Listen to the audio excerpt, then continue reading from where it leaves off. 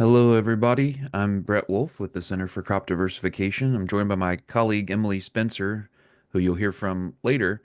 But as part of our recording for the Fruit and Vegetable Conference, we wanted to talk to you today a little bit about email marketing. But before we do, we did want to make sure you were aware have a brand new website for the Center for Crop Diversification for 2025. As you can see in the bullet points here, we've expanded what was individual kind of simple crop pages, and instead those crop pages actually have some breakdowns of some of the land, labor, and capital requirements, some key pest and disease considerations, and other things on the page. It's a little more extensive, interactive kind of page. You still have all the other stuff that we are known for and that you've come to expect from us, including the easy to find price reports for both farmers markets and for produce auctions. We also have the 3-year average price reports. A brand new one for farmers markets is now out and published. And another, new thing. A lot of what we have on the site is similar to what you expected from before. Our goal was to recreate the good parts and get rid of anything that was bad, and then think about adding some new cool stuff. So one of the cool things I think we've added are these excuse me, news updates, news stories, and you can actually find those on the homepage. You can find those. There's also a section of news and updates, and you'll ideally be seeing these across social media as well. And so the new website it's ccd.uky.edu. So that's ccd.uky.edu. As always, you can go and search on whatever your favorite search engine is, and you will find us there as well. So that's enough of the promo for the new website. I thought I would jump into the email marketing discussion. And so to give you a little bit of a roadmap of where we think we're headed today, you're going to hear from me first, um, including talking about this idea, like making a case for why you might want to do email marketing. Some statistics, just if you're on the fence about whether or not you want to do it, hopefully that will help you decide once and for all whether you're going to pursue this or not. And then talk a little bit about building a list. The approach can be as high or low tech as you would like for it to be. I'll give you a couple of example strategies. And then Emily's going to talk about some specific promotional campaign strategies, including this idea of a drip campaign, not just for coffee anymore, but now also for email, and discount codes and other stuff like that. I won't steal her thunder too much. And then I think another important topic that Emily will be closing with, is talking a little bit about content and email types. Specifically, it's not just a matter of having email addresses and sending out any random message. There is a strategy to that too, different types of emails and how you might think about strategizing those. So, why might you want to do email marketing? And so I just thought I would pull some statistics, a couple of just key, compelling reasons. These came from Forbes put together this really nice email marketing article that drew from a variety of sources. I think these are, as with all popular media, I would say that the general contours of the argument of what's being said, the general idea is true. I don't know if the exact statistics, it could be related to sample size, but the general premises here, I think we can learn something from. And so the first one here on the left, notice that this slide underlines the word business. The next one we'll talk about is on the customer side of email marketing. But on the business side, they said that half of marketers say that email marketing is their most impactful channel. And I think that there are particular opportunities for small businesses for this to be the case, where you don't have a social media team. You can't afford to have a social media team. It's probably just you, or hopefully maybe you have a person who's helping you out in that case. With emails, you know that you're able to strategically send pertinent information directly to people who have opted in and said that they would like to hear it from you. And so it doesn't take much imagination to understand why email marketing could be a really impactful channel. As far as frequency goes, over half of the people that they talked to in this study sent emails between 2 and 4 times per month. So the point here is email marketing does not mean that you are one of these companies that's sending emails twice a day, every day, trying to sell the new thing or the new product code or whatever. It's part of a marketing and communications approach, and it does not have to be crazy. 2 to 4 times a month is not anything crazy, especially when you can schedule it out with some of the different uh, software programs and other, client management software programs that are available now. And I think the bottom dollar here, or the bottom $36 in this case, is that there's $36 of return on investment. ROI is, you know, buzzwordy jargon for return on investment. So in other words, for every dollar you put in to email marketing, the estimated return on investment is $36 for retail, e-commerce, and consumer goods. Those for those groups, it's particularly high return on investment. Most of the folks that we work with, most of the people who are listening to this, are in the business of retail and consumer goods, including food, including other products, and you may also be doing e-commerce. And so, I think this is on the business side, the main statistics that I would be putting forward. If we take a look at the consumer side, and think of yourself, think of the businesses that you have that you receive emails from, and your understanding of how whether I know I buy stuff from emails all the time. Maybe that's the case for you too. 88% of people check their email every day. I'm among the 88%. Sometimes regrettably, but nevertheless, every day I'm checking it. This likelihood to purchase, I think this speaks a little bit to the effect of perceived personalization of emails. I think it's also, I know that I receive emails from far fewer businesses than I am following on social media and other places. So it's kind of like an inner circle. And I think our small businesses have a chance to get in on that inner circle. And so it makes sense here, the statistic that people are 3 times more likely to make purchases from email than from social media. So again, that shouldn't come as a surprise, but it does help, I think, to make a case for why email marketing might be somewhere you want to spend some of your time. And then 50% of people in their sample said that they buy from a marketing email at least once a month. And I think, it's just kind of underscoring the other points here. But generally speaking, and as we'll talk about here in a second, the ability to opt in and opt out for the customer in such a straightforward and easy way allows them to really select. And local food is important to people, or local products or high quality products or whatever it is that you're marketing. If that's important to your customer base, they're going to let you into this, and then they become the 50% of people who buy something from you once a month. Cool. So hopefully I've convinced you a little bit, but I'll just continue here to say a couple of the strengths or the comparisons here of the strengths of email marketing versus social media marketing. With emails, you could be targeted. I mentioned the personalizability. You can send it you could have multiple lists. You can send it to certain segments of the list, etc. You're less dependent on an algorithm as far as whether people are exposed to it. You have a little bit more control over clicking send or clicking schedule, and that information making its way over to your customer.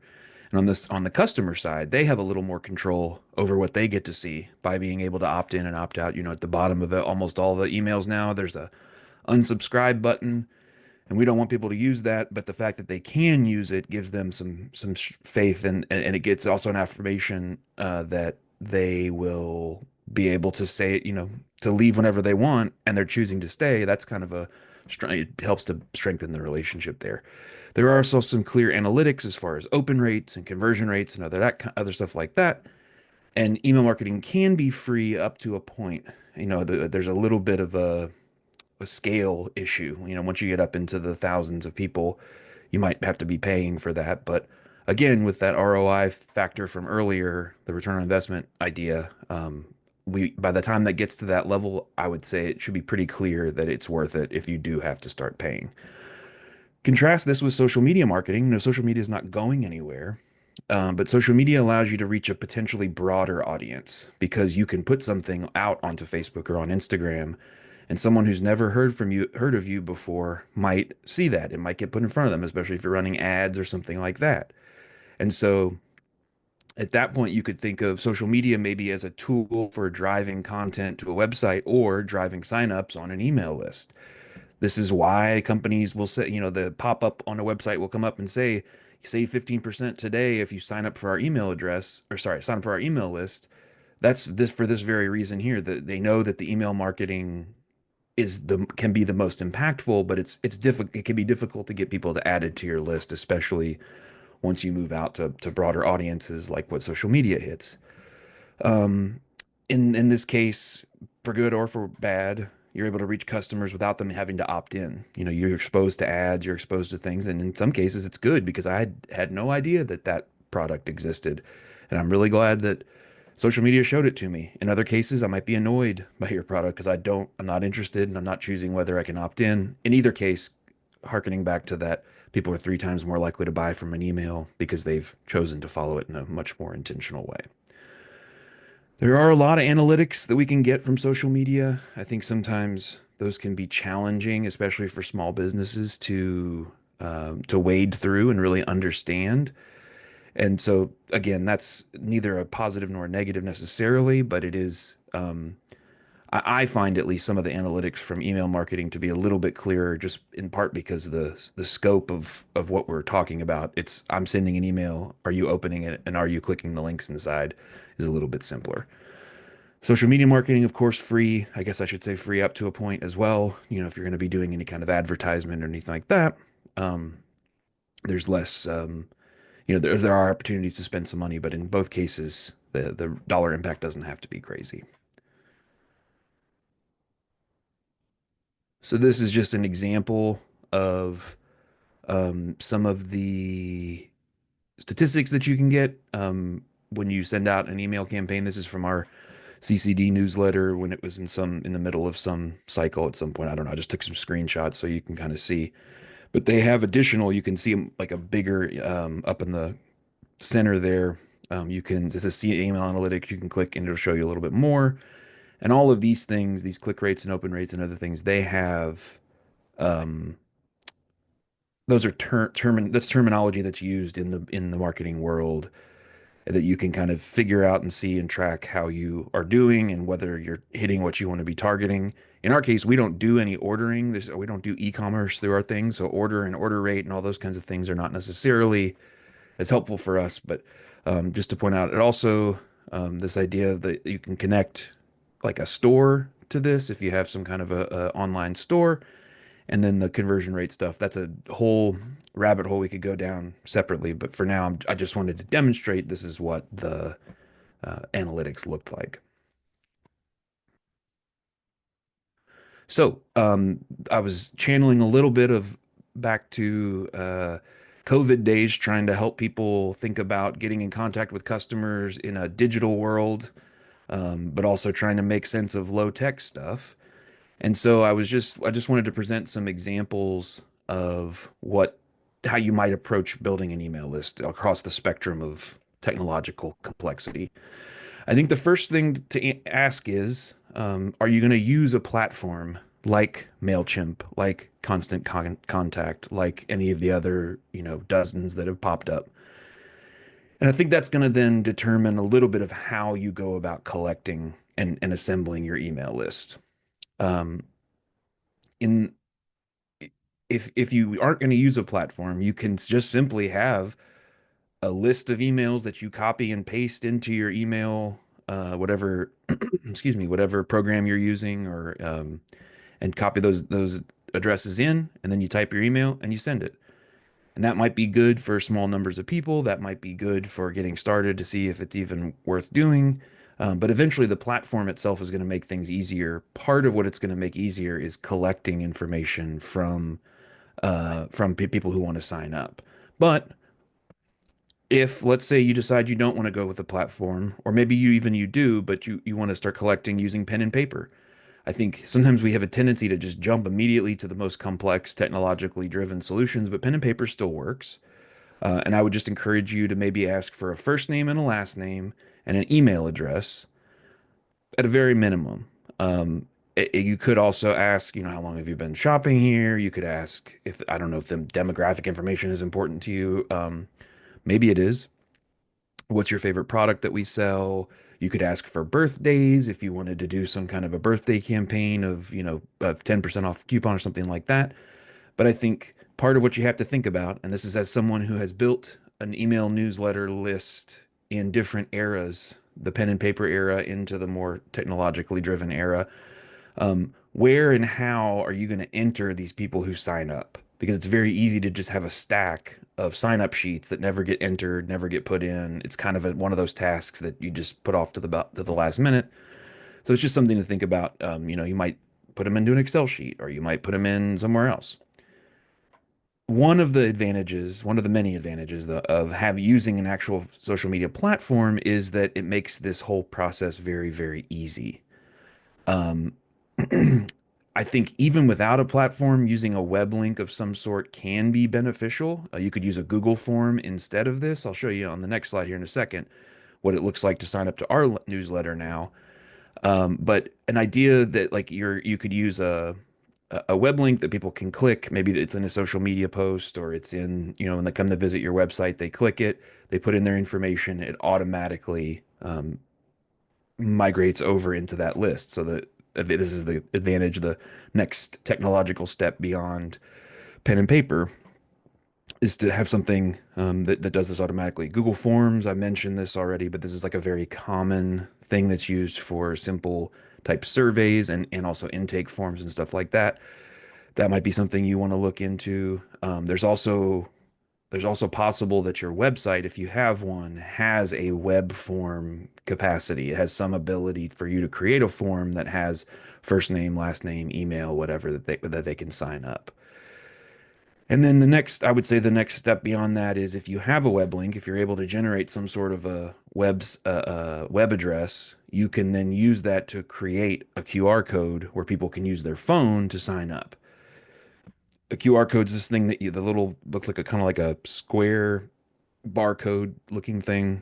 You hold your phone up. Most of them now will read it automatically. It'll take you to that link. You put in your information. Boom, you've signed up. Most browsers will now generate QR codes for free.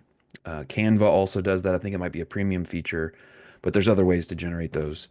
Um, and just if you're not really tech forward, just to give you an example of how this could be implemented, if you're imagining that someone's going to come up to your booth or your store or whatever in person, and they have a clipboard and you have a clipboard and they sign their name. Well, you can replace this with a small laminated sign that has a QR code. They pull out their phone, they scan the QR code, they do it online. Now you don't have to enter anything, it's all automatic. You can set it up that they can get a message back, etc. And Emily's going to talk a little bit about some of that, I think some of the logistics here in a minute. But I just wanted to show you these are examples of what I was just talking about. So this green box on the left that says Center for Crop Diversification, if you click the link to sign up for our CCD newsletter, this is what you're going to be prompted to enter is your email address, your first name, and your last name. This QR code is just that same thing linked. And then there's the web link down at the bottom just as an example. So all this is just demonstrating this is the type of easy onboarding sign up process you can create if you have a platform or if you have some sort of web form based thing. Now that we've talked about, why email marketing might be a good idea for your business, we're going to go a little bit more into detail about what it looks like to acquire customers and then managing that email list once you do get customers on there. So, we have a lot of fancy words here, a lot of like email marketing speak, lead magnets, drip campaigns, things like that. But what these really are just ways to nurture your relationship with your customer list in a way that translates into purchases later on, and then kind of hopefully building in that customer loyalty that Brett was talking about earlier. So let's start with lead magnets. Lead magnets are a way to gather customer email addresses from people who potentially will buy from you in a way that is actually beneficial to them. So lead magnets are a good way to build out your email list because you are incentivizing your potential customers to sign up. This is very different than simply asking someone, "Hey, sign up for our email list," but really you're giving them a reason to do so. So instead of saying, "Hey, check out," you can say, "Check out this awesome recipe booklet we have created. Give us your email address to receive it," as you can see in this example from Elmwood's website here at the top. Some other ideas for gathering email addresses could be, 5 CSA storage tips for the season. Check out some of our favorite farmers market recipes, various checklists that you can have. I've seen a really good one recently that was some like storage tips for stuff that you buy at the farmers market or in your CSA. Um, you can also offer, to let your customers, to be the first to know when you have something new. So like, something that maybe you have limited supply of, like, let's say you have a limited strawberry crop, sign up for our email list to, be in the know when we're going to have these available so that you can be sure that you get some this year, things like that. The other example I have up here on the left is from Shared Legacy Farms in Ohio. They have a CSA box photo guide that they offer people who are interested in possibly joining their CSA. And, this is something that they could have easily had a page on their website, offered it for free, anyone could access it. But instead, they put it out there in a way that allows them to collect these email addresses from people that are interested in CSAs. So this example leads really nicely into the next concept, which is drip campaigns. So you can think of drip campaigns as kind of this ramp that your customers take, or that potential customers will take to becoming an actual customer. So slowly they're learning about your business, they're learning about you. Every time they receive an email, they're kind of just one step closer to becoming a customer. So an example I just mentioned with the CSA photo guide, the drip campaign would look something like this. Once they sign up for your email list, the customer actually receives that guide. And then maybe a few days or a week later, they receive another email explaining your CSA. A week after that, they receive an email talking about the social, the health, the environmental benefits of joining a CSA. And then lastly, a couple days further, they actually get an email about how and when to sign up for your CSA. So you have all of these contact points before you're actually asking them to make that purchase. There's this marketing term I have written up there called the rule of seven, which means that on average, it takes a customer interacting with you and your business 7 times before they actually make a purchase. So drip campaigns are a really good way to do this that is very targeted. Another way you can think about this is, someone will pass your farmer's market booth 6 times before they, on the 7th time, make that purchase. So this is just another way to kind of make those touch points with your potential customers. So the image you can see here on the left is an example from an email marketing platform that allows you to set up these emails. So these drip campaigns will be automated emails. So in this sequence we are looking at, there are going to be 3 emails sent out. You can see that in the step 1, step 2, and step 3. That will automatically go out once someone submits a form on your website. So step 1, they immediately get that email once they sign up for that form. Step 2 goes out a couple days, this is 2 days after the previous. And then step 3 goes out 5 days after step 2. So these emails, the business owner has already written out these emails, has them all planned out. It will go out in the same sequence for every customer that signs up for that web form. So all you need to do is set up these automations on the front end and then make sure they are activated. You can see in the top right, that little activate button. And then once it's activated, it will just automatically happen every single time someone signs up for your web form. Like Brett was talking about, this is where, an email marketing platform, like MailChimp, like Constant Contacts, things like that, would be necessary unless cause I can't imagine trying to keep track of the crazy Excel sheet that would take to try to do this without a marketing platform. So, let's see. Here's just a couple more examples of, what a drip campaign might look like. In other trainings, we've talked a lot about, the importance of educating your customer about your product, which is really just in fancy email speak is this lead nurturing. So you're gathering those leads with your lead magnets, and then the drip campaigns are kind of how you nurture that relationship over time. So in this welcome series example, the first email you might send them is an introduction to who you are and your business. Email 2 would highlight some key features of your farm or your business. And then email 3 would, maybe invite them to join your private Facebook group or follow you on social media, but like really make that action. And then, another example of a drip campaign could be like an educational content series. So for example, I'm just tried to think of something slightly more obscure, but like, let's say like an herb farmer, it's having a hard time getting people to actually make that purchase of fresh herbs.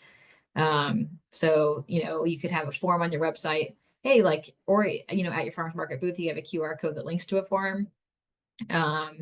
You have this beginner's guide to herbs. So that's like, like, I don't even know how to cook with fresh herbs. Oh, well, I have this like couple simple recipes, a simple beginner's guide, sign up here. Email 2 a couple days later, or maybe a week later, would come with advanced tips and maybe some more recipes. And then email 3 could showcase recipes from your customers or maybe preservation ideas if people are trying to get more into it. So really what you're doing is like building the case for why your customer should make that purchase from you.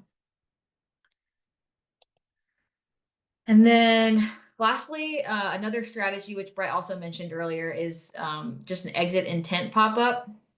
So really what this is just like a trigger pop-up that you put on your website. So someone is about to exit out of your site, their mouse is moving towards that exit in the corner, and then a pop-up comes up and asks them to sign up for your newsletter. So this really works, you can see in this bottom example, if you pair it with an incentive, it could be a discount, or it could be, something that we talked about earlier, like the offering a small recipe booklet, or some other kind of incentive to get them to sign up. So this is just kind of a way to, as they're about to leave, just like making them think twice about, what, maybe I do actually want to sign up for this email list. And really what you're trying to do with any of these strategies is just to let your potential customer know that there is value in signing up for your email list. So, think about what your customer might be needing from you that you could easily help with. This could be as simple as rephrasing the pitch on your website, or, if you're using social media to try to drive people to sign up for your email newsletter, you could switch it from, join our newsletter to receive weekly updates about the freshest produce for you and your family. So it's the exact same thing that they're going to be doing, but, just the language of it is different. And then, on the right, I have the other example of, change subscribe to our email list to offering that incentive. So again, it's just kind of reframing, to your potential customers why they should be signing up for your email list. So now I'm going to finish here by discussing some of the types of emails that you could send potentially with your email list, and then also some content ideas for each of those types. So, there are tons of types out there, but these are 4 categories that we kind of like to break it down into just to make it easy to think about. We have newsletter, promotional, transactional, and then the seasonal or event emails. So starting off with newsletter email, I like to think of this like telling your story, or just talking to your, customers in a more narrative form. So this is kind of akin to those social media posts that talk about your farm, talk about who you are, what you've got going on. And this is, very different than an email or a social media post that's asking you, here's our product, buy it. This is more like the story behind the product, the story behind the brand. It's really kind of a virtual version of having a casual conversation at the market with your customer. So these don't need to be long or even like particularly well written. I really, really like the email. These are 2 examples of email newsletters that I receive that I really enjoy reading every time, because they're just very conversational. It feels like I'm talking to the people. It feels like I know them. It's not formal by any means.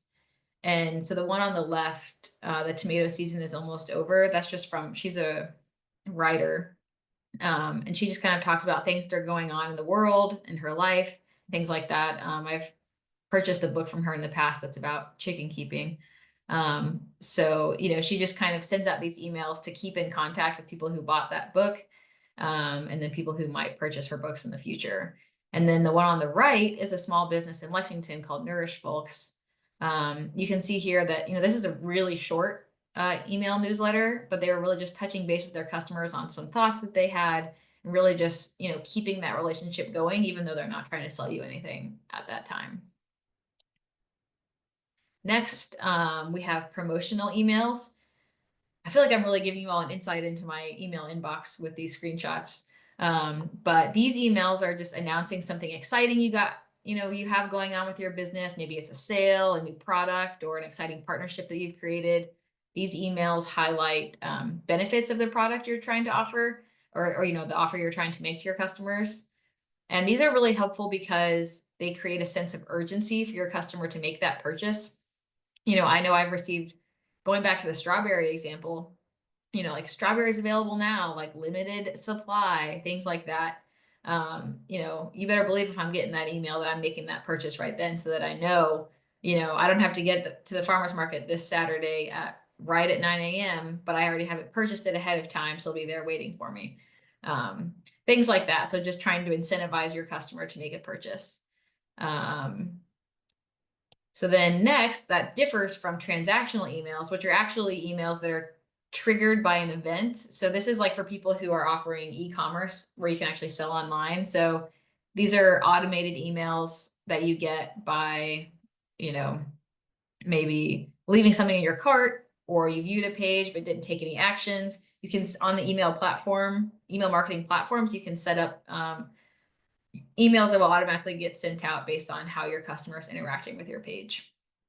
So it's just kind of like this little nudge that a business makes to their customer to remember, oh, like, hey, I actually did want to make that purchase, or I actually am interested in that thing. And again, just trying to get them to actually convert to a purchasing customer. And then lastly, we have seasonal or event emails. So these are emails that you send out. They could be promotional, or they could be newsletter, or a mix of both. But they're geared around these important events that are happening. So, a good example, I think, in the farming world would be 4th of July. So we have like all of this produce available at this time. So sending out an email maybe a week ahead of time. Hey, we know you have your 4th of July gathering coming up, a barbecue. Here are the things we're going to have at market this week that will go perfectly with what you are going to be serving. So, some other things, obviously holidays, back to school. The start of the farmers market season is a really good one, just trying to incentivize, or, get your customers to make the trip out to the market this week, things like that. So just trying to think about, how can you take advantage of these times where people are already either gathering or some event is happening, and tailor your emails to fit into those situations. So we have our contact information here, Emily Spencer at UKY, and then Brett.Wolf at UKY. And then again, our link to our website. We encourage you all to reach out to us with any questions you have about the presentation, or about, other things that you come across on the Center for Crop Diversification website. We would love to help you out. And thanks for having us.